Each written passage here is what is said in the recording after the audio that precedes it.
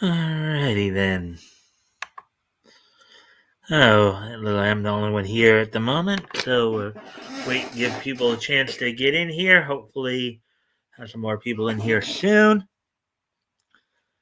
Ah.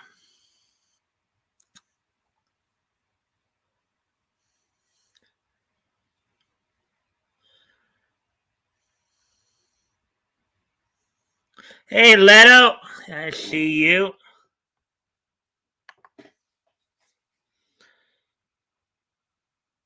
No, you're not. What do you mean? No, no, I'm not. Hey, Mike, what's up? Not much. Oh, I guess if you were trying to say I thought I said for a moment there I was the only one here. Well,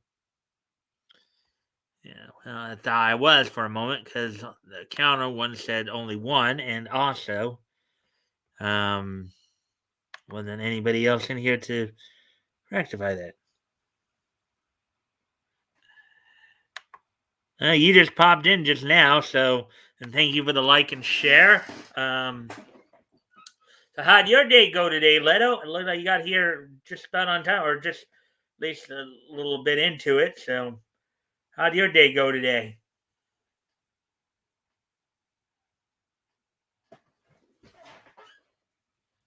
Well, of course, it's going to be waiting around to see if more people come in. That's yes, I'm on time. Let's see. Yes, I'm on time.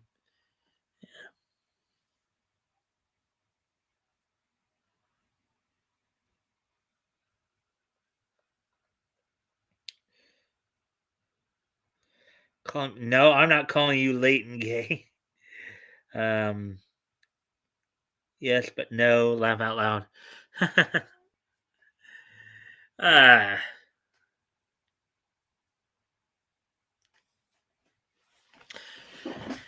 yeah. We're just, as I said, we're just waiting on some more people. Leto, before I obviously get started.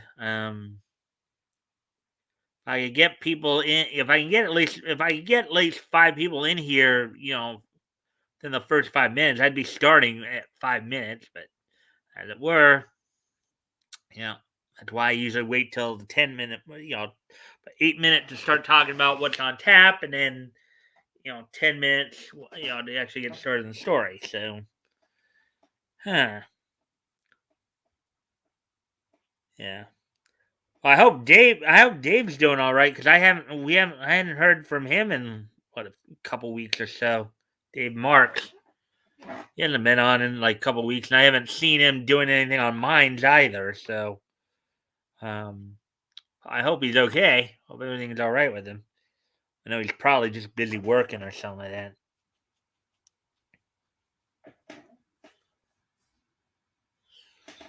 Let's see.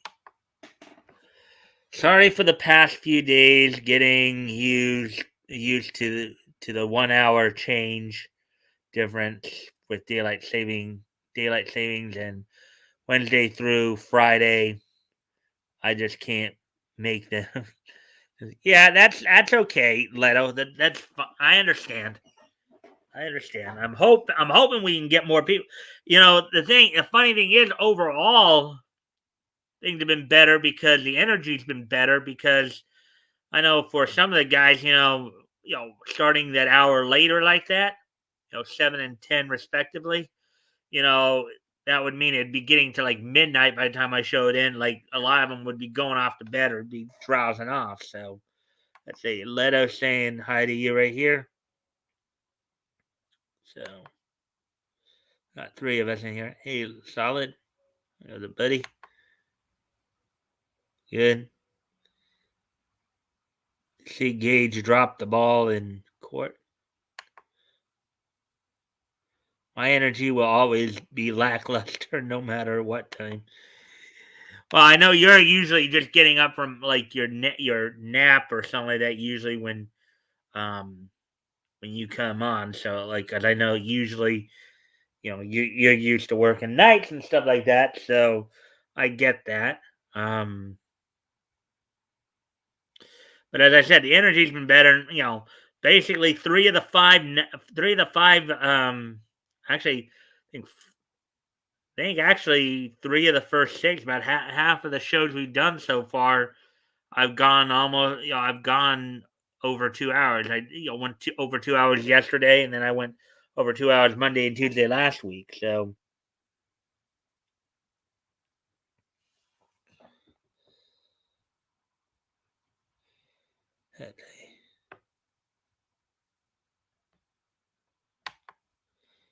man, I saw it all solid. Loved it with the prosecutor's face palmed. Did you see Grambo um, or Photo Chad in the Rittenhouse case today? It was amazing. Yeah. So, at least based on what little I'm hearing, I'm guessing that the prosecution of Rittenhouse is not going too well for the prosecution. Not live. On I watch on Nick's channel later. Hmm.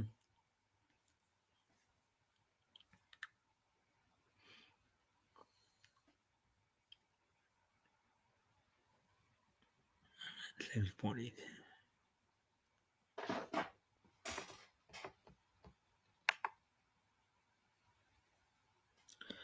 And of course, as always, guys, I do appreciate any and all likes and shares. Helps with the algorithm, helps get more people in here. Today's show was funnier than yesterday's. Laugh out loud.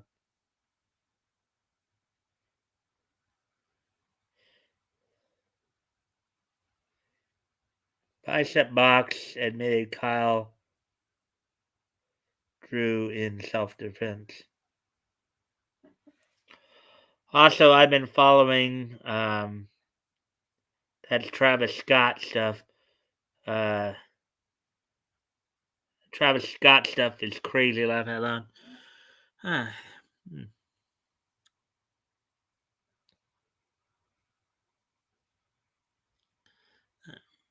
Hmm. Alrighty then. So we're at 7:40. So in about 10 seconds here, we'll probably start talking about what's on tap for tonight. All right, so here's what's on tap for tonight, guys. So I've got 6 stories to go through. Um, 5 of them on Bounding into Comics, one of them from Critical Blast. Let's see, we got a story from yesterday from in terms of Young Rip, some commentary from Young Rippa in regards to DC Comics. Also, the Arctoons review. Netflix made 3 announcements that we'll be going over. And RJ reviewed the latest Superman the Animated Series DVD package, celebrating its 25th anniversary. So that's pretty much all that's going on for tonight, guys. Let's see now. So we're usually taking me a little longer to say all that, but tonight, and of course, as always, we have this day in each history stuff as well. So, as always,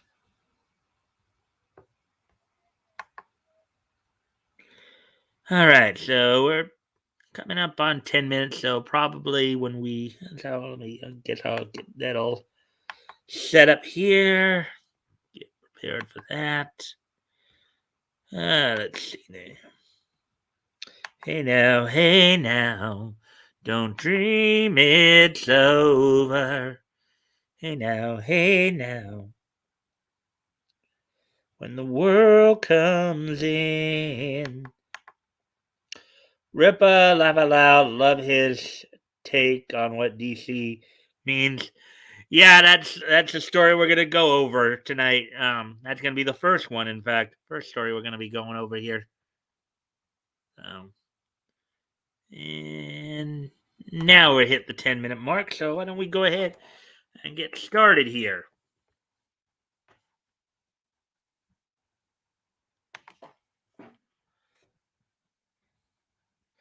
YouTuber Eric July says DC stands for quote unquote dead company. Transgender Amazon reveal destroys Wonder Woman lore.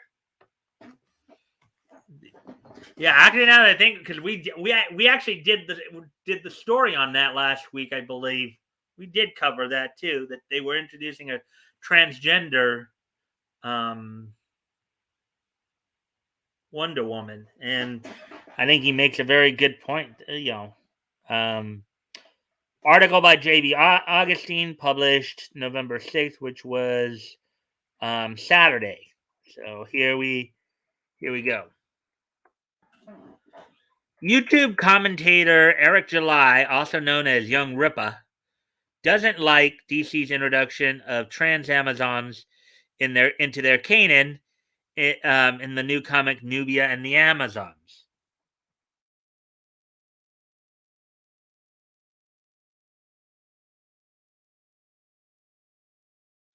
In a recent video, July, who everybody knows as Young Rippa, July declares the publisher is a dying brand whose letters stand for dead company, and that they should be left to their fate over this stunt, which he believes is not intended to get publicity anymore than it is to sell comics. Mm-hmm.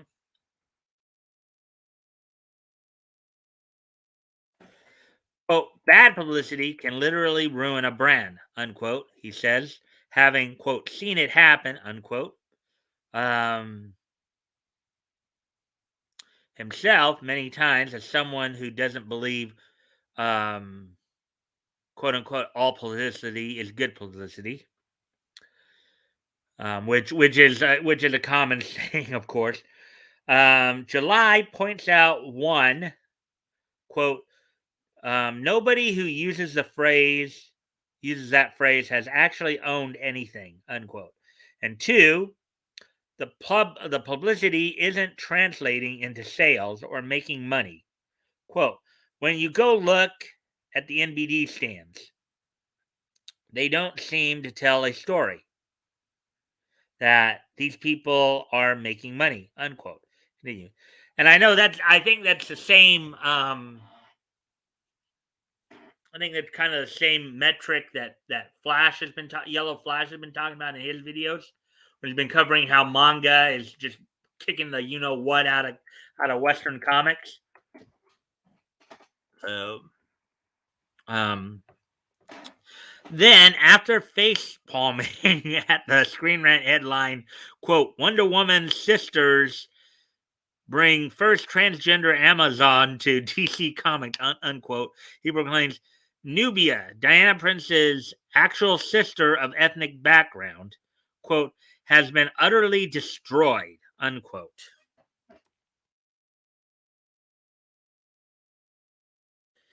All for trying to push a message. And we also know that, because we also covered another article we covered was Ethan Van Sciver was even mentioning how they were how they were basically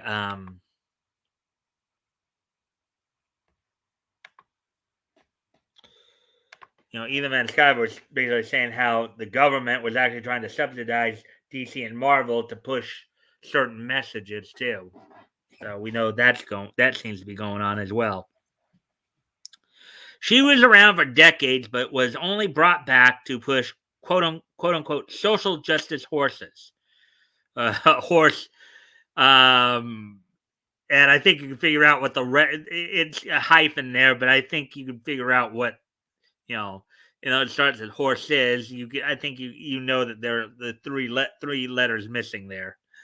Because as July observes, all they care about is quote what statements they can make, unquote, while ruining lore, quote, into the absolute ground, or running lore into the absolute ground, quote unquote. They do this to please social media users of Twitter and Instagram, for instance, thinking, quote unquote, that represents their customers. which it doesn't.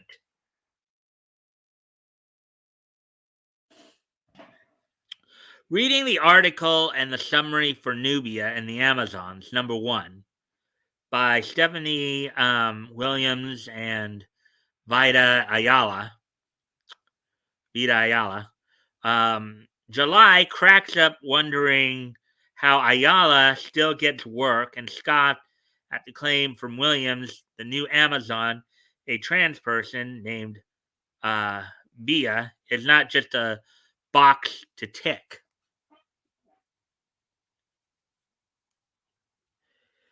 Yeah, I mean, yeah, and considering that it was Aphrodite and Athena who were the two goddesses who are the closest to the Amazons, I don't know if having a trans would really go in line with all that. But he asserts um, it's clear they are trying to tick boxes of representation by virtue of Williams and Ayala's remarks. Quote, the fact that you're mentioning that lets us know, unquote, July reacts. Bia's gender identity was not announced before the book was published because, per the reason Ayala gave on Twitter, Bia is supposed to develop, quote unquote, in an organic way. Okay, you cannot transition organically. You're either born a man or a woman, period. Develop, transition in an organic way. Develop in an organic way. Yeah, right. Come on. Hey, ATC, how you doing, man? I hope your day's going well. Going over the first of 6 articles here tonight. Uh, not too much, just relaxing. Okay. Oh, apparently, I guess there was more that I just didn't see. Let's see. The door to the chat goes flying off, and action enters, looks everyone in the eye, and says, "Ding dong! Good evening, Leto. Good evening, Mike. Hey, Toys. What's up, buddy? How was your day today?" Um, Not too much, just relaxing, getting ready to build a new house.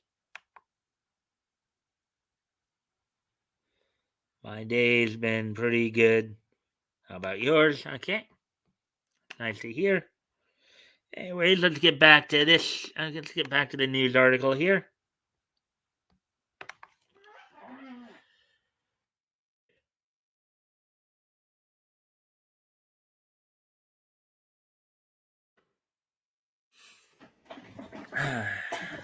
So, in light of DC's politics and storylines, July emphasizes they are a dead and gone company, and if you want to give a new title the benefit of the doubt, his advice is, quote unquote, stop it. He doesn't expect them or Marvel and who they hire to change. Yeah, especially if what Ethan was saying is true as well, that the government is subsidizing these two companies to push certain messages. Additionally, if you want to scratch the itch for some reading material from them, he urges you to buy back issues, but not the reprints, as they still make money from those.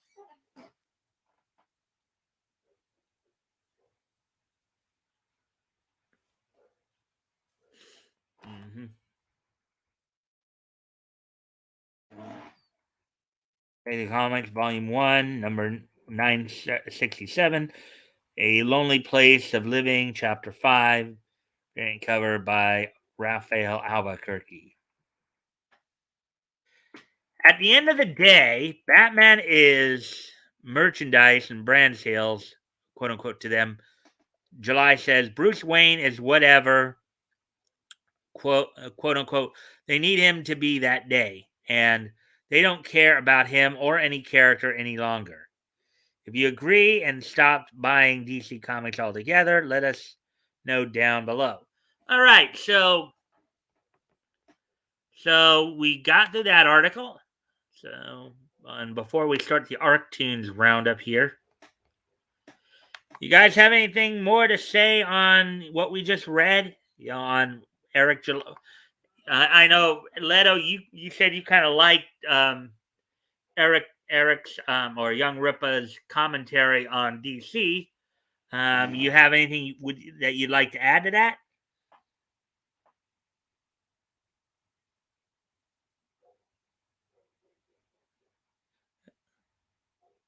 Yeah, Leto, why don't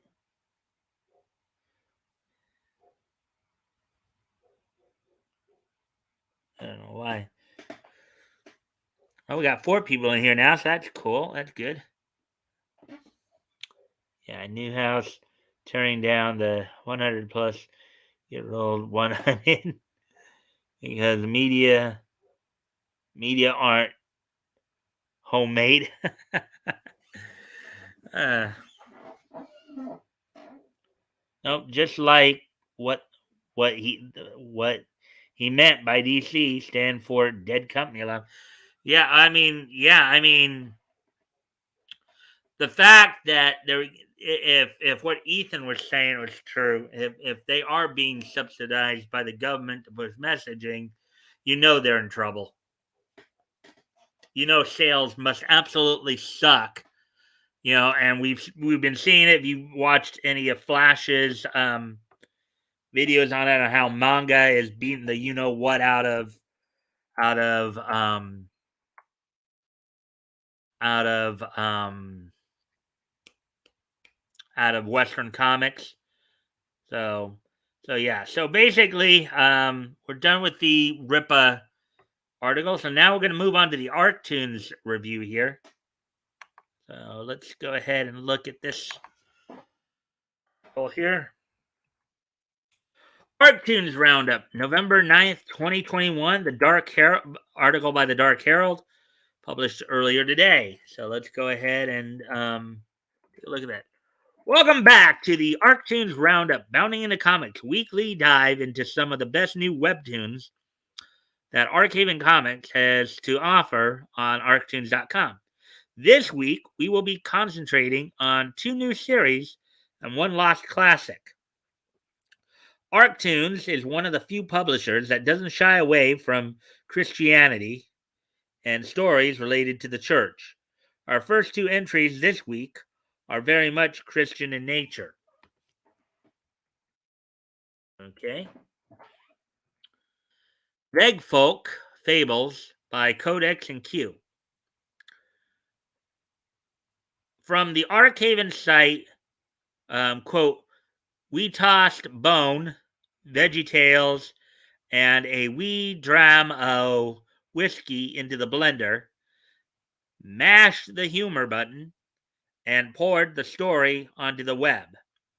With a splash of Oz and a sprinkle of Narnia, Vegfolk Fables is an all-age friendly, fantastical adventure. No vegetarians, please, unquote. Vegfolk Fables, okay, kind of like veggie.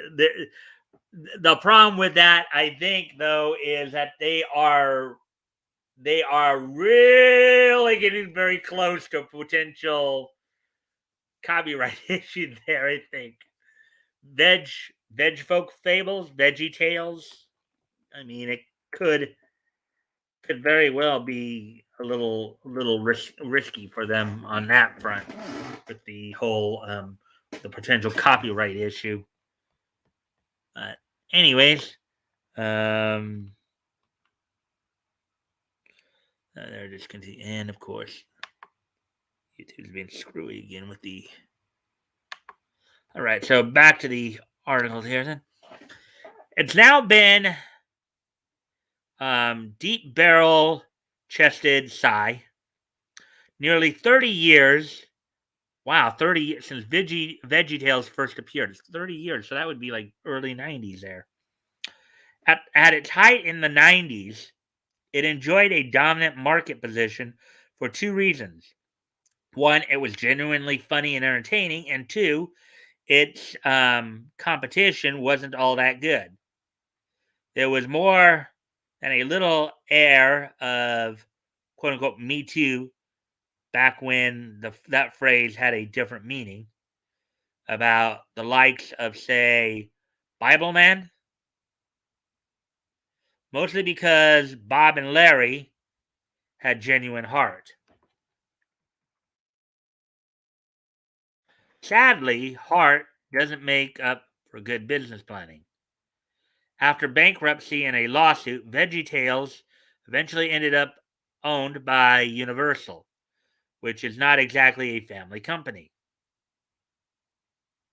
However, I will give the series creators Phil Vischer, Mike Naraki credit where it's due, as the decisions they made at the time were the best they could given the information available.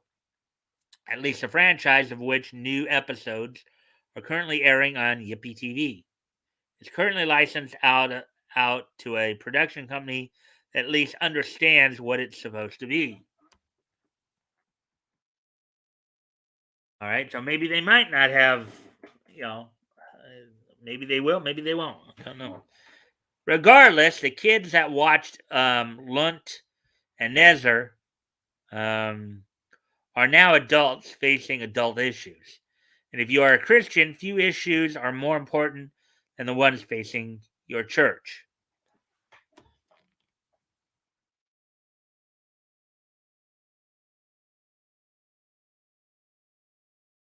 Oh, this is very interesting.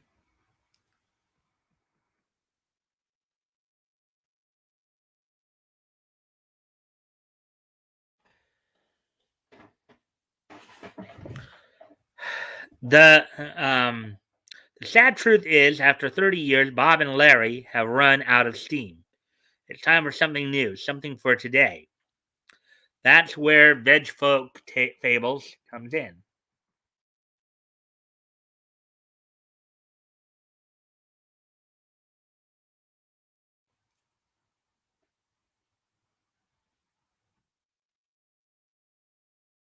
Let's see. Okay. So, anyways, so this is from Veg Folk Tales right here. All right. So, Father Gabriel's Prayer Life by Nicholas Tamraz.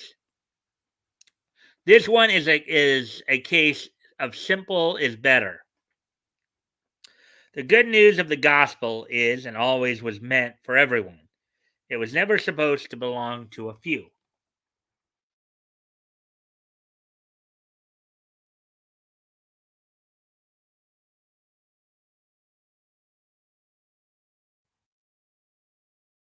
Hmm.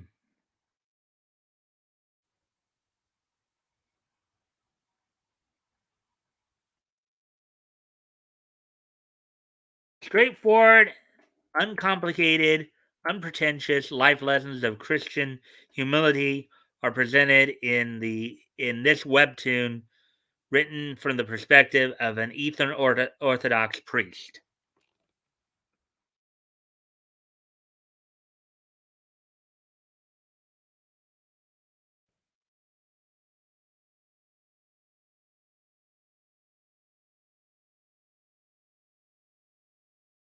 Ordinary life lessons are more often than not the most important.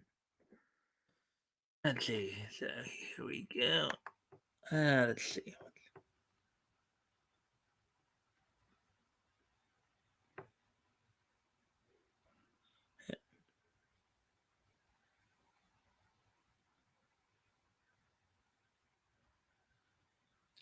I don't know. No, Doug TeNapel was actually he Earthworm Jim was his thing. Um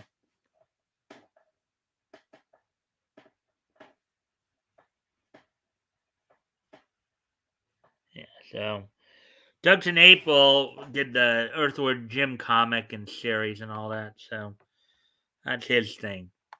But not, I don't think he was involved with VeggieTales, at least as far as I know. Radio Boy by Hawaya Nishtamika. Kind of. Now, for something a little less high minded, Eclipse Comics had a huge part, or was a huge part of the 80s comics boom. A little indie that could was frequently found on the top 20 sales list throughout the decade, regularly going head to head with the big two, Marvel and DC. Airboy, DN Agents, Evangeline, and of course, The Rocketeer. Eclipse was genuinely daring and innovative in a field that was suddenly becoming well known for those things after decades of stagnation under the comic books code. Radio Boy is an intriguing throwback to a time when Americans weren't all that familiar with manga. Although Eclipse did indeed start importing the real thing with titles like Area 88, Kamui, and Mai, the Psychic Girl, a few months after Radio Boy was first published, it's almost as if they were testing the market with this one.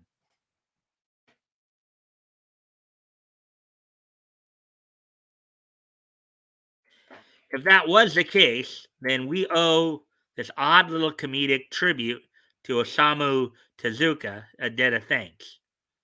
Appearing now at Arctoons for the first time in decades, Radio Boy. From what I understand, Radio Boy had a very similar concept and theme to Astro Boy. They may have even been in the same universe. Okay, look, millennials and Zoomers, Generation X had never seen, or okay, look, millennials and Zoomers, Generation X had never seen manga before. We really had no idea what it was supposed to look like.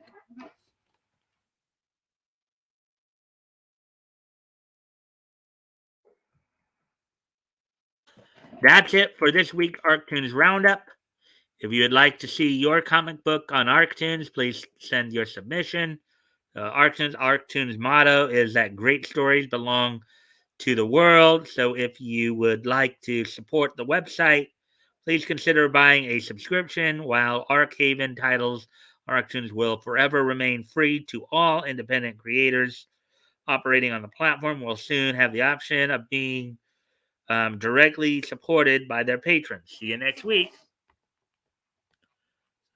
We'll get ready to go over to anime as Netflix is busy today. They had like three announcements today. But before we get to that, let's see. Yeah, he was 2014, 2016. He was the executive producer. I remember him mentioning it. I had to wiki it again myself to verify. Okay.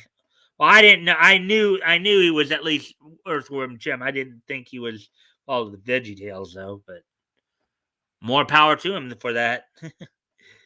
Anyway, so we're gonna get into the anime portion of our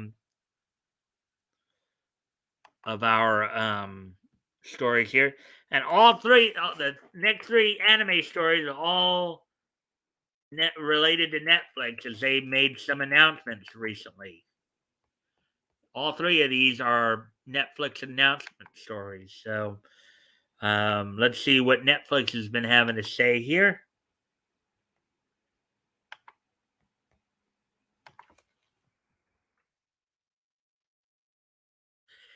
Netflix announces release date for live action Yu Yu Hakusho series. Article by John F. Trent, published earlier today. Netflix announced the release date for the upcoming live action adaptation of Yoshihiro Togashi's Yu Yu Hakusho manga. On Twitter, they wrote, quote, "Welcome to the spirit world. Based on the legendary manga by Yoshihiro Togashi, Yu Yu Hakusho, the live-action series, arrives December 2023. So 2 years away. As you scan, you see like Kuwabara, Karama, and Hiei there. A lot darker tones there from what you're used to seeing if you saw the anime. The official description for the series states, quote, "Based on the legendary manga by Yoshihiro Togashi, originally serialized in Weekly Shonen Jump for 4 years from 1990 and published by Shueisha, the story revolves around Yusuke Urameshi, who spends his days getting into fights and dies in an accident while trying to protect a young child. Quote, as he grapples with the fact that he is looking down on his dead body, a woman named Botan, who calls herself a guide to the spirit world, relays to him the shocking truth. No one expected a delinquent like Yusuke to die performing an act of goodness, and there was no place for him in either heaven or hell," unquote. It continues.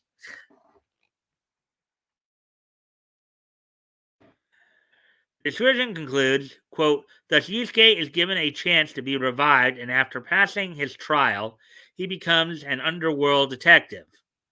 From there, Yusuke becomes entwined in a mystery that envelops the human, demon, and spirit worlds."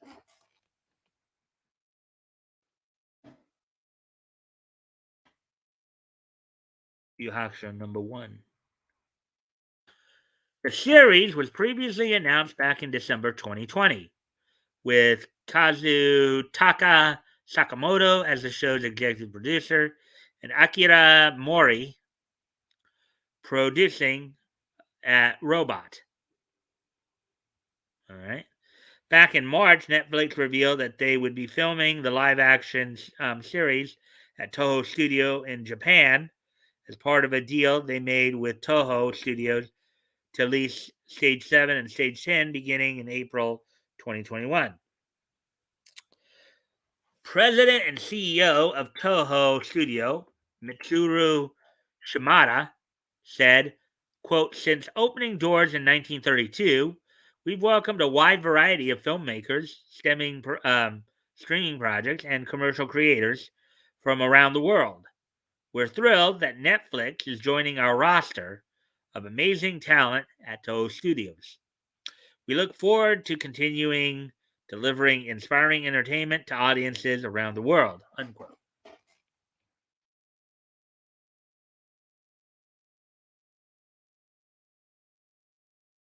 Yu Yu Hakusho was previously adapted into an anime series by director Noriyuki Abe and co-produced by Fuji Television, Yomiko Advertising, and Studio Pierrot. The series aired between October 1992 and December 1994 in Japan. Funimation would license it and release it in North America in 2001, where it aired on Cartoon Network's Adult Swim and Toonami programming blocks. I'm sure many of us remember watching it too. This is before Funimation, of course, decided to try to wreck everything by putting a lot of SJW messaging in their dubs. The franchise also includes 2 animated films, a series of original video animations, studio albums, video games, a stage play, other merchandise. And it's kind of funny because the movies were actually dubbed out here in LA. They weren't dubbed in Dallas. They weren't dubbed by Funimation. They were dubbed out here in LA.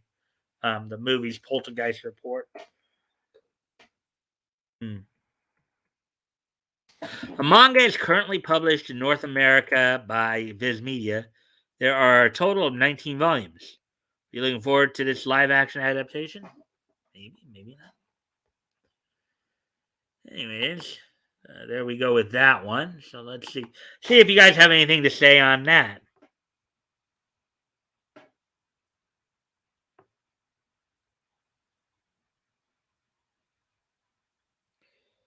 Man, not you. Yeah, I mean, I kind of wish they'd just leave the classic stuff alone and just. But then again, as many people have argued, companies like Netflix, they can't be creative. A lot of these established legacy companies just can't be creative, or even some of the newer legacy companies can't be creative. They gotta just take older stuff and put their own spin on it, and that's kind of sucky. Anyways, be prepared to move on to the next Netflix announcement. I do that. The Where are we at on time? Well, 41 minutes, and we're like halfway done with the stories already. They're making pretty good time here, I guess. All right, so let's get to this next story then. Netflix releases first look at their upcoming live action Gundam adaptation. Article by John F. Trent, published earlier today. It's kind of lame that they're just taking a lot of these classic series and try to turn them live action. They work better staying animated, and not even do But anyways, because I mean, Yu Hakusho, Gundam now. Of course, we all know about Cowboy Bebop as well.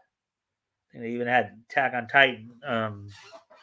Anyways, Netflix showed off a first look at their upcoming live-action Gundam adaptation during their Netflix Festival Japan 2021 presentation. Take a look.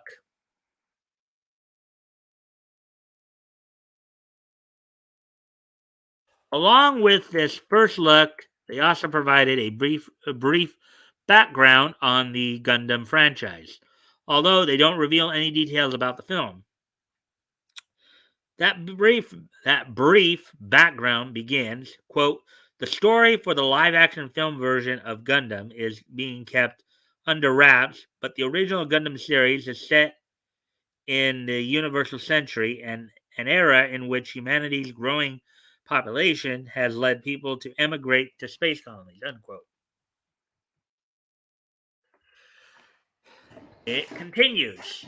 Eventually, the people living in the colonies seek their um, autonomy and launch a war of independence against the people living on Earth. Though the tragedies and discord arising from the human conflict, not only the maturation of the main character, but um, also the intentions of enemies and surrounding people um, are sensitively depicted, unquote. Quote, the battles in the story in which the characters pilot robots known as mobile suits are widely popular. The Gundam universe is replete with numerous storylines of love and conflict along with the popular Gundam battles, in which the characters operate robot suits called mobile suits, unquote. It concludes. Mobile Suit Gundam Iron Blooded Orphans via Gundam Info YouTube. Back in April 2021, Netflix announced that Kong, Skull Island director Jordan Vogt Roberts would direct the film. They tweeted, quote, grab your mobile suits. Jordan Vogt Roberts has been set to direct and produce the legendary first ever live action feature film version of Sunrise's Gundam to Netflix. The director posted, quote, a tweet cannot begin to express how excited I am by this, unquote.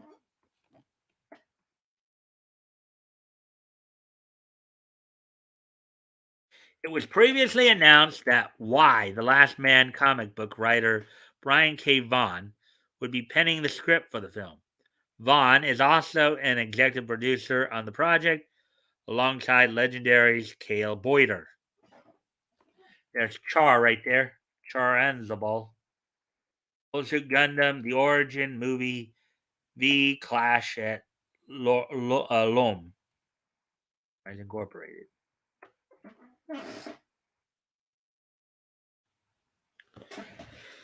If you are new to Gundam, Volt Roberts suggests you watch Thunderbolt December Sky. He explains, quote, it's only an hour and shows the thematic style and tone of Gundam in a way that's accessible to modern audiences. It's only an hour long. Quote, there's a sequel, but the trilogy is not yet complete. So I think you can skip the sequel for now, he added.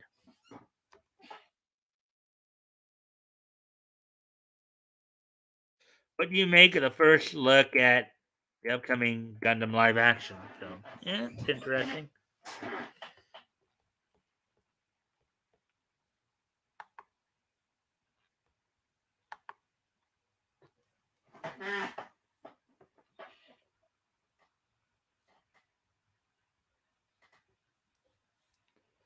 There was an anime called.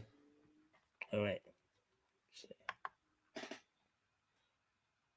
There's an anime called 8686 you should try out.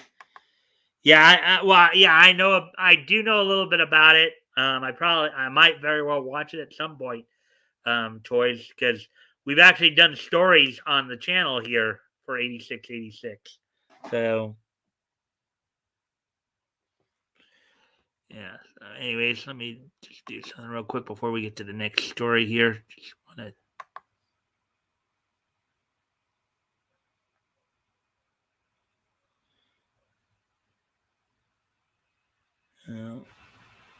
Oh, RJ is not on. Okay.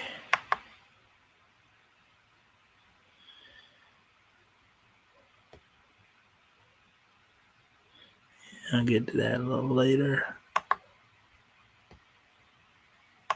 All right. Anyways. So moving on to the next story here. Oh, yeah, make sure that 48, 14. Yeah, I'm getting through these pretty quickly.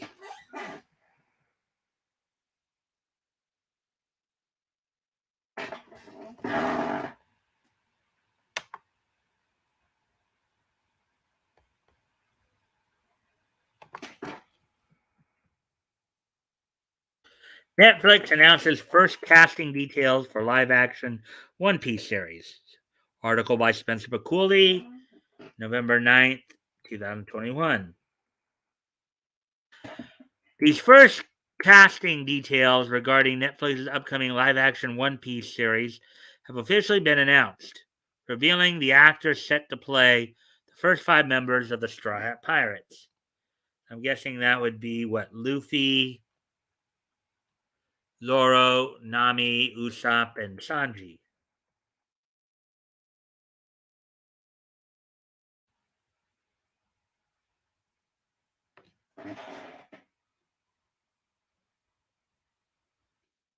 That's the 398 Declaration of War. Casting announcements presented in the form of the series' iconic wanted posters were presented by the official One Piece Netflix Twitter account on November 9th, which is earlier today, with the streaming giant announcing, quote, if he's going to become the Pirate King, he'll need a crew, unquote.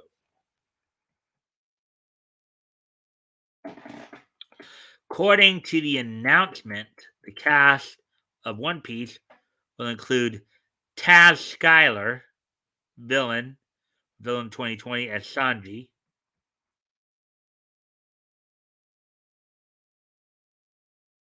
Jacob Romero Gibson from Greenleaf as Usopp. Okay, that's Emily Rudd of Dynasty as Nami.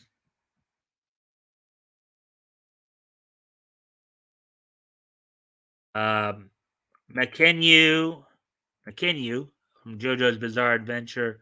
Diamond is Unbreakable. Chapter 1 Pacific Rim Uprising as Roro Noah Zoro.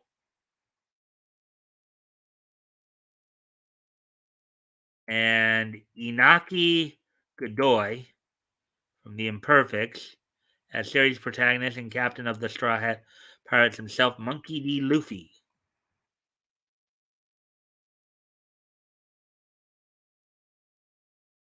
Netflix also shared a video featuring. Okay.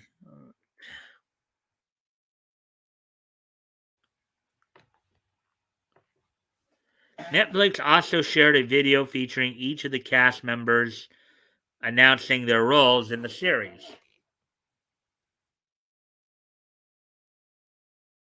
Alongside the casting announcements, One Piece mangaka Eiichiro Oda also shared a message with fans writing, quote, "We've been working with Netflix and Tomorrow Studios on the massive project that is a Hollywood live-action series adaptation of One Piece," unquote. Quote, "How many years has it been since it was announced, right?" Unquote, joked Oda. Quote, I know, but rest assured, we've been making steady progress all along. It's not easy when you're working with people from different cultures, unquote. He continued, quote, but it's precisely that process that can yield something special. For now, we're able to announce the main cast. Rather, we need to hurry and announce it, or else it'll be leaked. Apparently, hilarious, laugh out loud, unquote.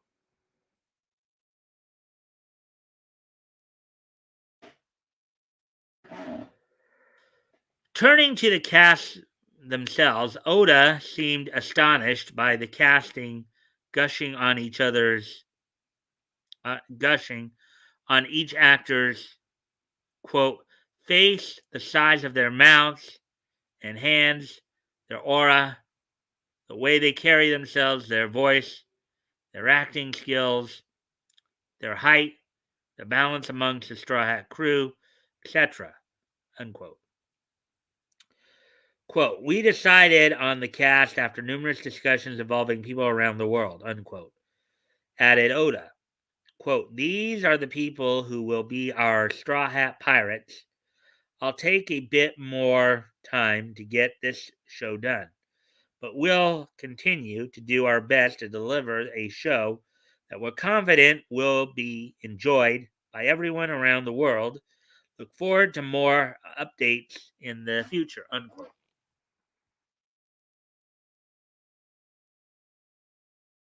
Source One Piece, Chapter 633, friend or foe.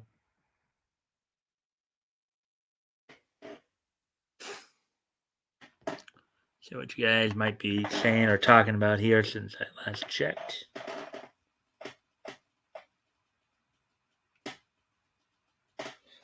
Right, not much has been said in the last couple minutes, I guess.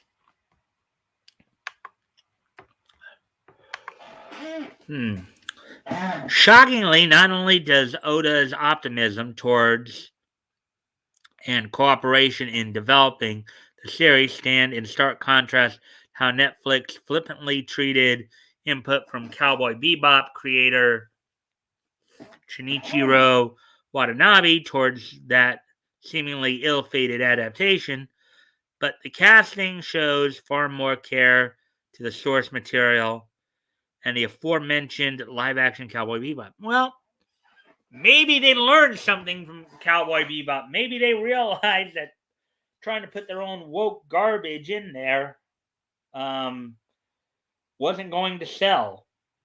Maybe, but kind of doubtful though.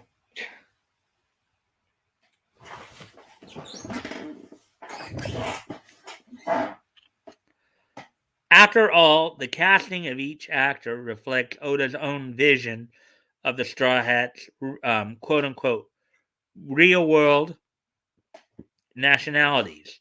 As previously detailed in the SBS section of One Piece's 56th Tankobon.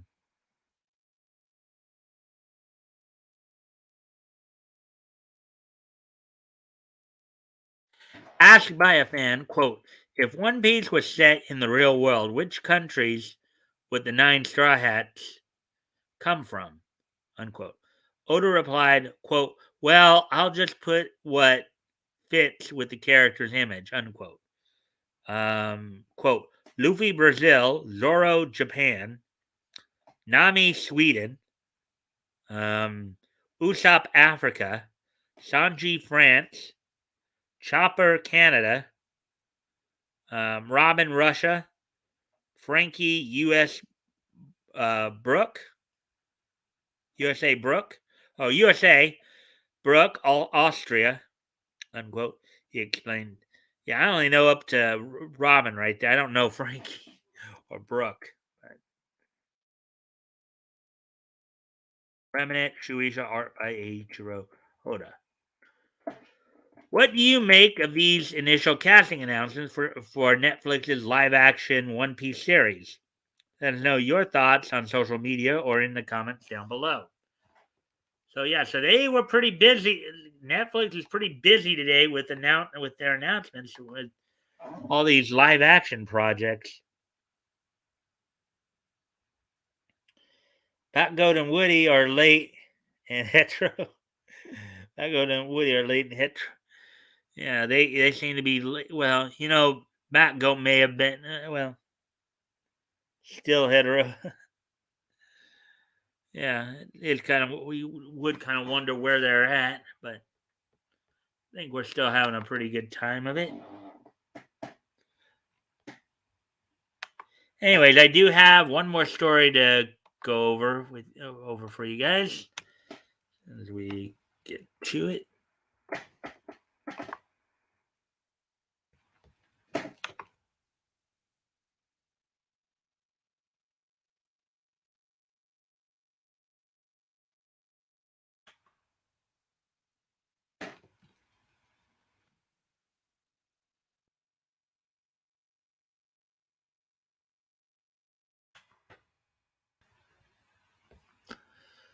All right. Let me check one more thing here real quick.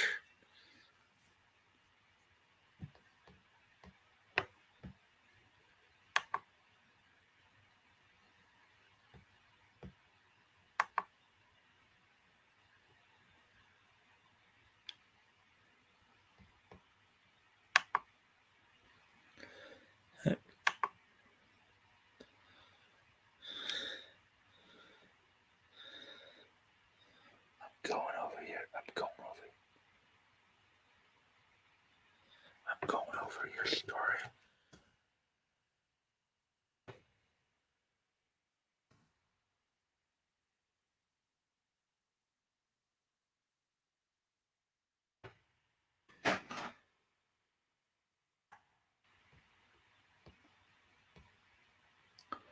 I will put my and surrender. There will be no. What was that? What was what, Leto?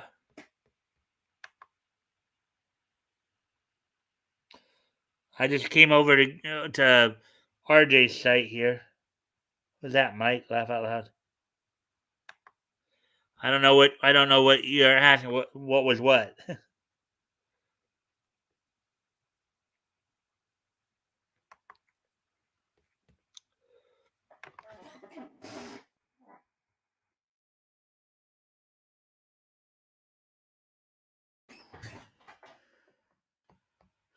Okay, so we're going to.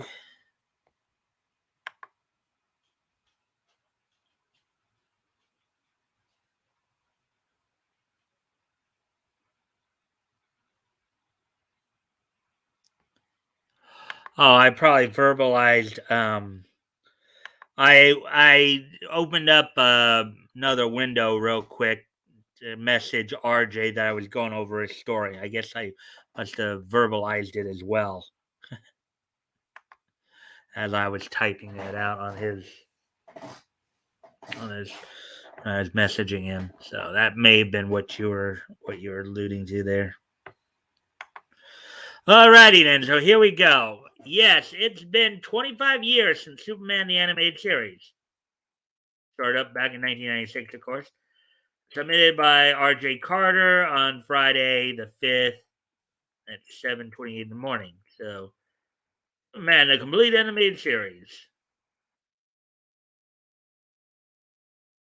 Perhaps one is officially old when the best versions of their favorite things date back beyond 20 years. I was pleased to find that Superman the Animated Series was getting a Blu ray collection of all three seasons. But I did blink at the fact that it had been 25 years, a whole quarter century, since the show had debuted on television. And while Superman hasn't really been away from the animated theater, this particular incarnation, a byproduct of the success of Batman the Animated Series, was a show that understood the character, what he was about, and was able to tell engrossing stories that challenged the hero. Tim Daly of Wings fame gave voice to Smallville's Clark Kent and gave him the perfect Midwestern small town appeal. The series begins with a three-part origin that finds baby Kal-El rocketed from Krypton to Earth, where he is found by Jonathan and Martha Kent, mashes Mike Farrell, and coaches Shelley Fabre. Mike Farrell, who played Captain BJ Honeycutt in MASH, and Shelley Fabre, who played opposite Craig T. Nelson and Coat as news reporter and his girlfriend Christine. So, upon moving to Metropolis, he soon encounters Daily Planet's reporter Lois Lane, who is voiced by Dana Delaney, and billionaire tycoon Lex Luthor, voiced by Clancy Brown, who we talked about the other day in an article. Clancy Brown, of course, his live action credits include the prison captain in Shawshank Redemption and Dr. Ellis West in ER. So, setting up two different kinds of rivalries.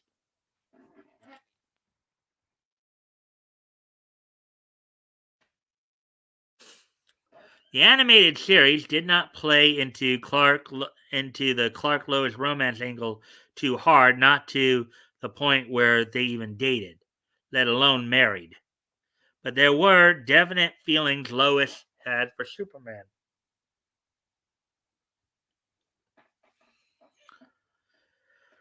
Um,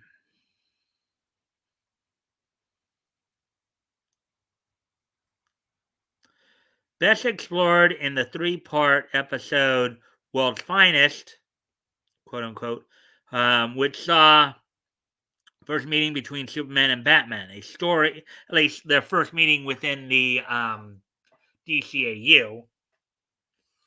Now, the reason, of course, the episode was called World's Finest because it was based off a comic book by DC Comics called World's Finest that was probably best known as the team up feature Superman Batman. It actually originally started out though as an anthology series, and Superman Batman were two of the key features in that. So, a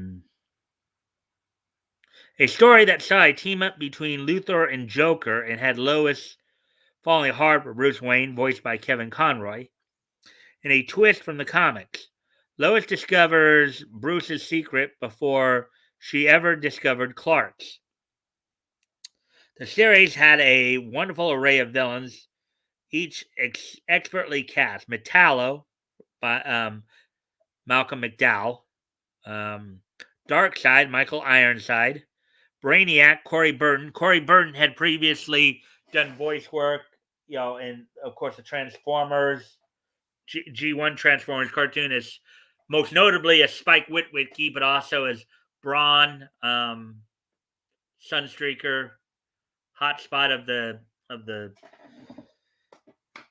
Protectobots, and Mix Yes Bitlick, Gilbert Godfrey, just to name a few. And there was a particularly inspired bit of casting in having Ed Asner played the gravel-voiced Granny Goodness. Ed Asner, well known for many of his voices, including, we just talked about him earlier this year when he passed on. Of course, Hudson from Gargoyles, Roland Daggett from Batman the Animated Series, J. Jonah Jameson from Spider-Man the Animated Series. Aside from his live action work, of course, on Mary Tyler Moore's show as well. The show ended on a rather serious storyline in which Superman had been brainwashed by Darkseid into attacking the Earth. In the battle, Superman's friend, Dan Turpin, is killed, and most of the world's trust in Superman is eroded. Actually, Dan Turpin was voiced by Joseph Balone, but actually, Dan Turpin had been killed prior to that storyline they're talking about. Actually, I'm watching the two-parter where Turpin was actually killed. He was killed at the end of Apocalypse Now, which was Darkseid's first invasion of Earth.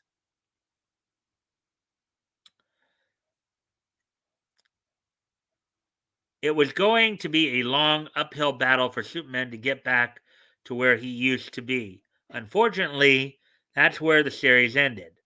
But we would still get this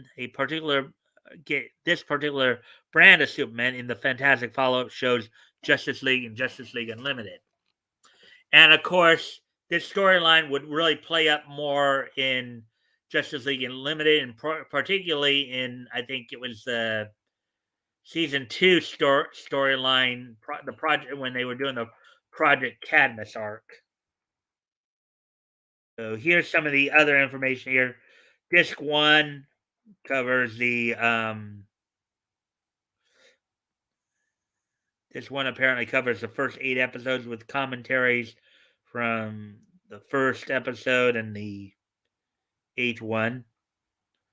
Disc 2 covers so next 10.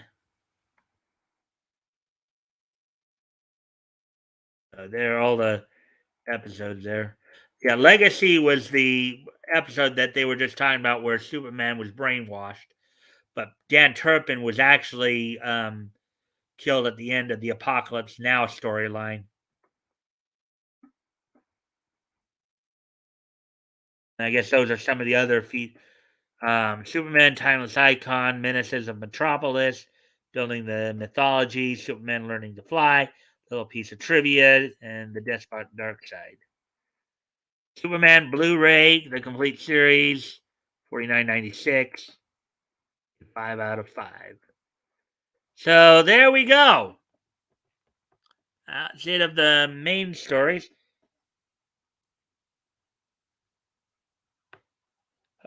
Hey, I just finished your story there, RJ. I just finished your review. I've been right here typing other things while this. Oh, okay. Oh, yeah. I wish you had said something a little sooner to let me know you were here. I just sent you a message on Facebook because I didn't know you were here. Yes, you said it in a whispering manner. That scared me. Well, yeah. Sometimes, well, okay. I think we've all done that before, though, where we'll be typing something and we'll like maybe whisper it as we're typing it under our breath. It's hey RJ. Yep. Yeah, so how goes it? Hey RJ. Oh yeah. Ahoy, chat. Yep. What, you on a sailboat or something there, RJ? Ahoy. Yeah, so yeah, we'll go back up through all this. Look at this. 5 of 5, yeah. Yeah, it's funny because a lot of these, well, both DC and a lot of the cartoons that DC and Marvel both made throughout, throughout the throughout the 90s there had all-star cast like that, you know. Um, and of course, I mentioned a lot of them, just now. So yeah, so that's it for the main stories. There we're just past we're at hour 11. So RJ, if you've been here the whole time, did you catch some of my earlier stories, like particularly the young Ripper story I did, talking about his commentary on DC, and I also did the Arctoons review, and of course, Arctoons is Vox Day's project. You have any comments on either of those stories, on either the Arctoons review or young Ripper's comments on DC? Have anything you'd like to add to the conversation there, RJ?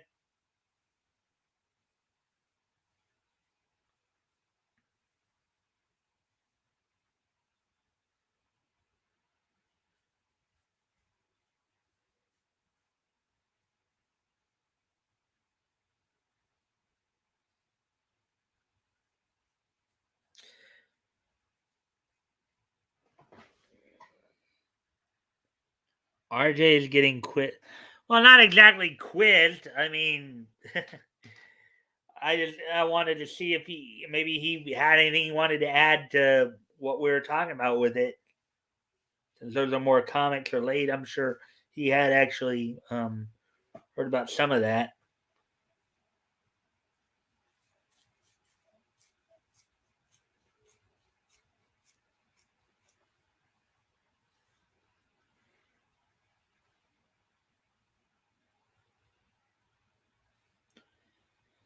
Yeah, and I know you weren't here last night, RJ, or I don't believe you were here last night. But Leto also had a chance to watch the open mic night from the other night, so he had some interesting things to say about that as well.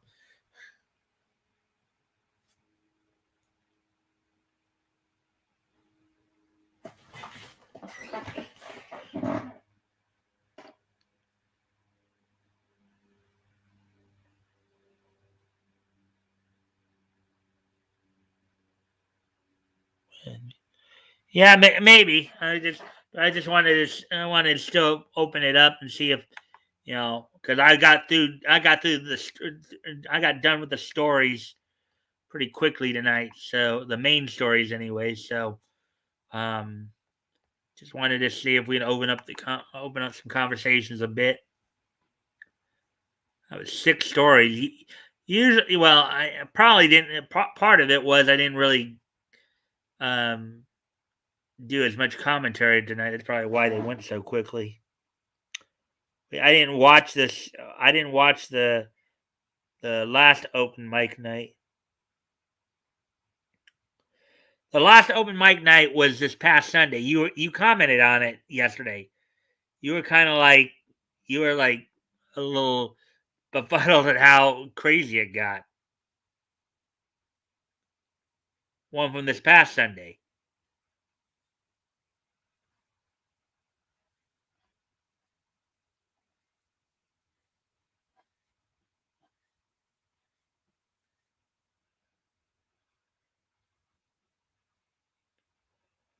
I get what. I get what you.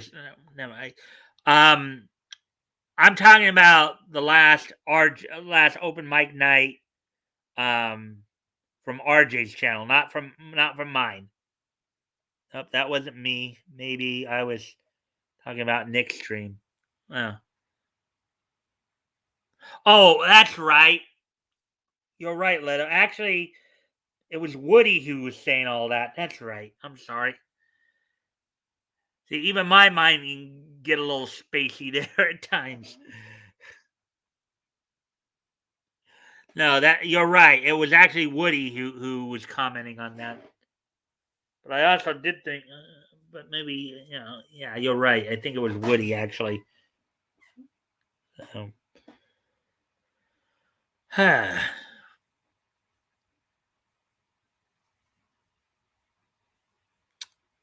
yeah.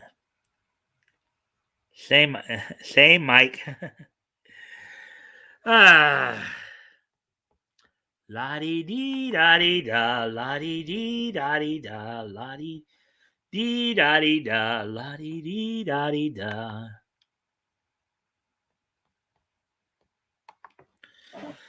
Let's see, we're at hour 16 here. So is there anything else anybody would like to bring up or talk about? Like, albeit I haven't actually looked at any news in regards to this. One of the things that not not as much as we want to get into politics here, but I'm sure some of you have heard about the story of the congressman who decided to draw an I guess an anime or animated thing involving AOC and Joe Biden. I haven't actually seen what they're talking about yet or really looked into that, but I wonder if any of you had heard about that.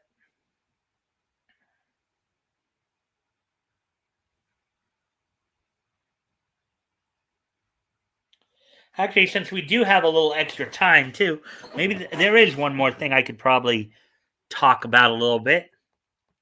I can pull it up. Um, I'm gonna say this for a night when we are needing more content, but since we are a little on the early side here, I guess I can pull this up now. As soon as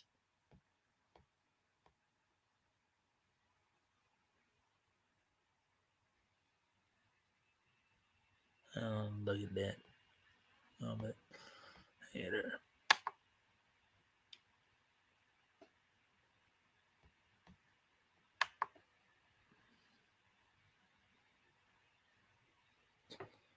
Let's see.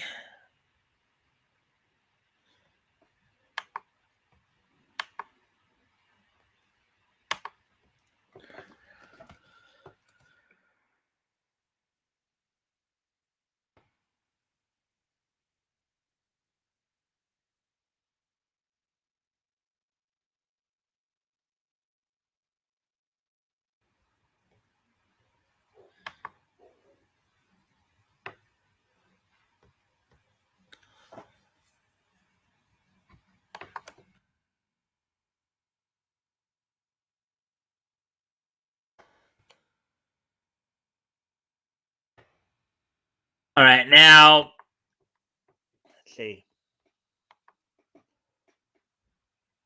Oh, it wasn't a drawing. Someone did the intro to Attack on Titan, uh, but mocking Joe Biden and the leftist bunch. Yeah, yeah. Well, that's kind of what I got because from what I understand, Representative Paul Gosar of Arizona, who was the one who did it, he replaced the one with another, having a group of the more conservative senators or representatives, as the heroes from Attack on Titan.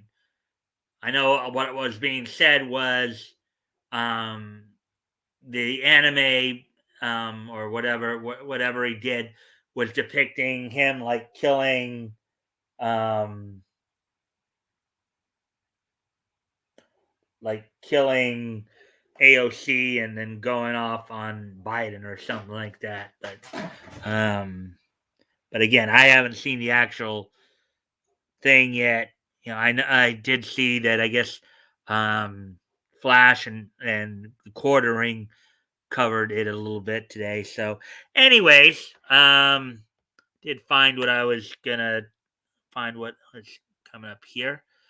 All right, so just in the event you guys are watching Toonami, um, some I guess a little more of an update on, that, as it were.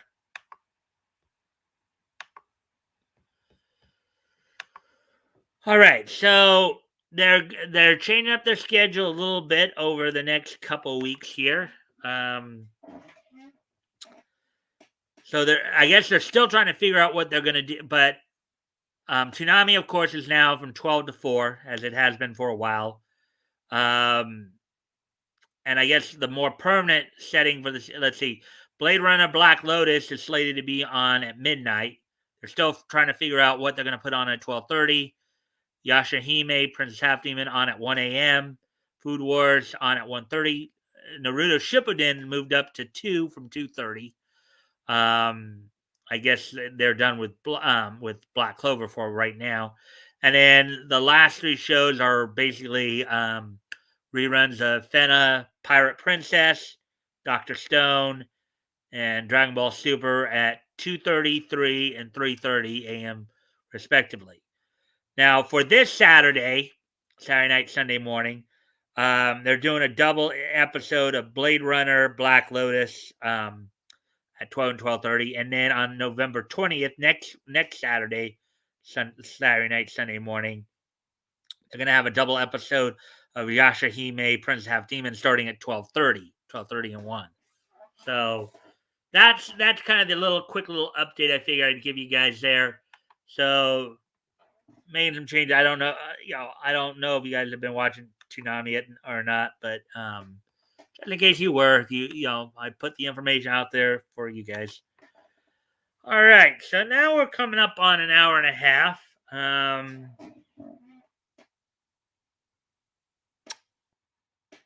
We're on hour 22.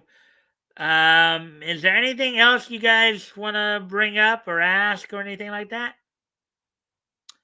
Not, I think we can start wrapping up here. Maybe do this day in each history. I haven't had cable in 10 years, laugh out loud. Okay.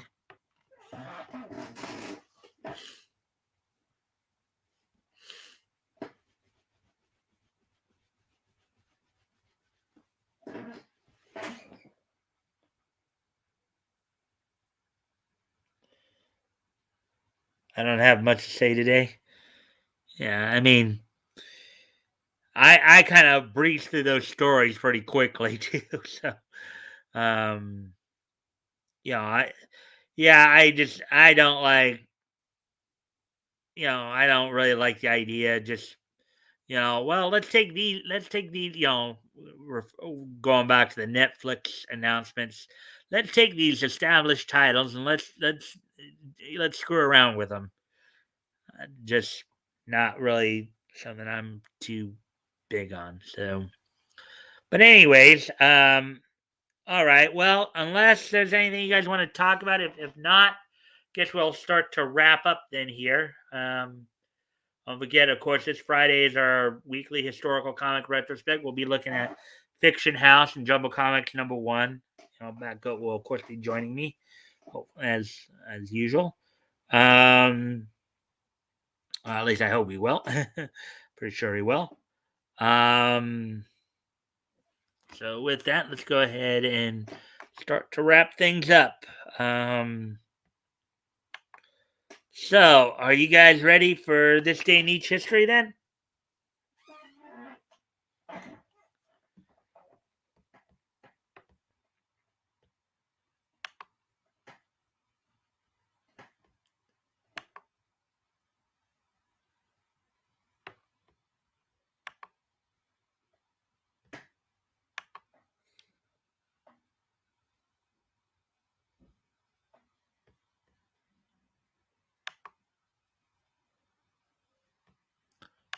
All right, neat it up, Mike. Okay. So without any further ado, let's today being Tuesday, November 9th, 2021, let's take a look back at this day in each history.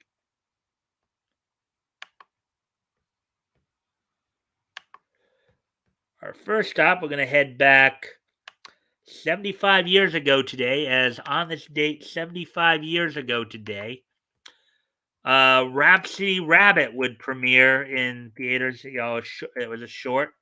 Rhapsody Rabbit is a 1946 American animated comedy short film in the Merry Melodies series, directed by Fritz Frayling and featuring Bugs Bunny. Short was originally released to theaters by Warner Brothers Pictures on November 9th, 1946. The short is a follow-up of sorts to Frayling's 1941 Academy Award-winning nominated short Rhapsody in Rivets, which I think we did talk a little bit about as well, which featured the Hungarian Rhapsody No. 2 by Franz Liszt, or Litz.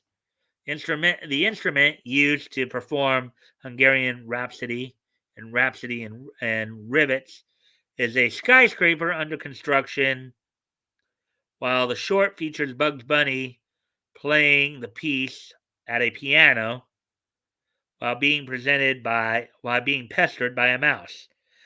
And we had a lot of these type of shorts back then with like MGM and stuff like that. So that's pretty much what it was about. Of course, Mel Blanc was doing Bugs Bunny. So let's see. Plot of it was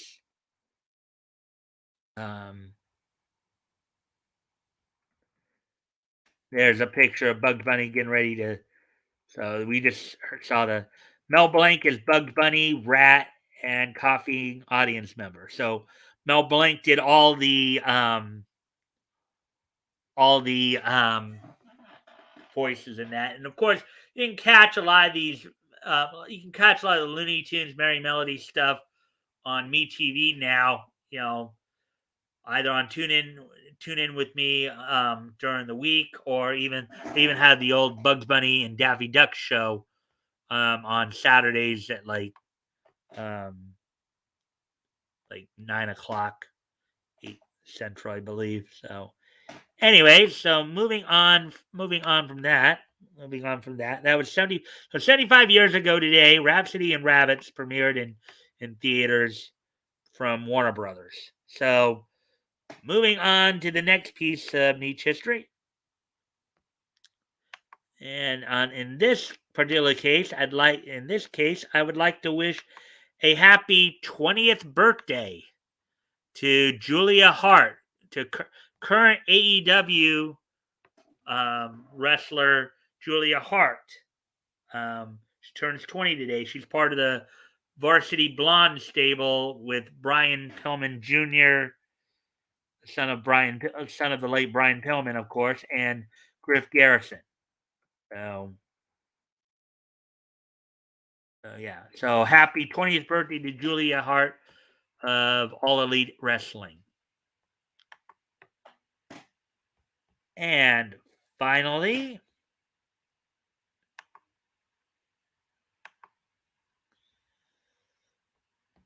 the last piece of niche history for today,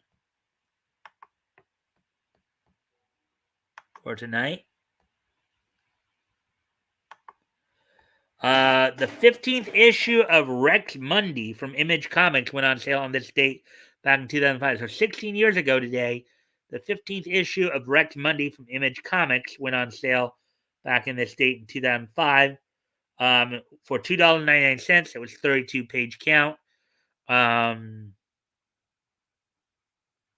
Yeah, and the reason I decided to feature this, of course, Image, is just underneath, I mean, we know that DC and Marvel has a lot of milestone stuff, but in terms of milestone issues and all that. But I'm not talking about milestone the company, but I'm talking about milestone as in reaching a milestone. What I'm talking about there. So with that, guys, I thank everybody for being here. I hope everybody will catch the show on the replay as well. Don't forget, as I said, Friday we'll be doing the historical comic retrospect. And I hope to see everybody back here tomorrow for more niche news headlines. Bye!